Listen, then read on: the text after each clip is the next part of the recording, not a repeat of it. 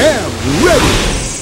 GMA Weather, serbisyong totoo ng GMA News. Mga kapuso, kahit may bagyong Goryo, wala pong nakataas na anumang tropical cyclone warning signal sa alimang panig ng bansa. Namataan ang sentro ng bagyo sa layo lamang 440 kilometers dyan sa may hilagang silangan o northeast ng Borongan City sa Eastern Samar. At may taglay itong lakas ng hangin na umaabot pa rin sa 60 kilometers per hour malapit sa gitna at bugso na 75 kilometers per hour. Inasahan na kikilos itong bagyo pa north-northwest sa bilis naman na 15 kilometro kada oras. At sa forecast track ng Pag-asa, mababa ang tsansa mga kapuso na tumama yung sentro ng bagyo dito sa Luzon o sa alimang panig nating bansa. At posible kung hindi magbabago yung kanyang track ay mananatili ito sa loob ng area of responsibility hanggang sa linggo ng madaling araw.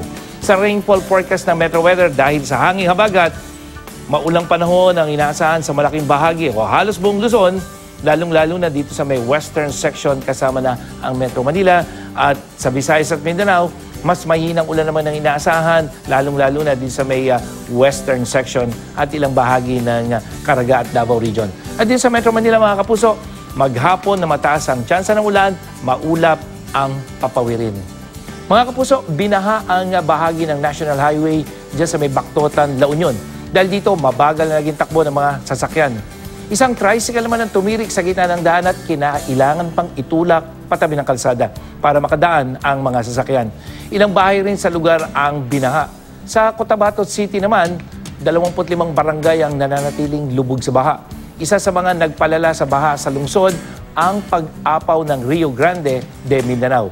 19,000 pamilya ang apektado. Dahil dito, posible raw ideklara ang state of calamity anumang araw. Naantala naman ang pasok sa Libertad Elementary School sa Ormoc City at yan ay dahil din sa baha. Lalo raw nagpalala rito ang bagong tayong bakod na walang lagusan para sa tubig baha. Kaya naman hiling ng pamunuan ng eskwelahan na magawa na ito ng remedyo. Yan ang latest mula sa GMA Weather. Ako po si Nathaniel Cruz, magplano para sigurado. I am ready. Serbisyong totoo ng GMA News.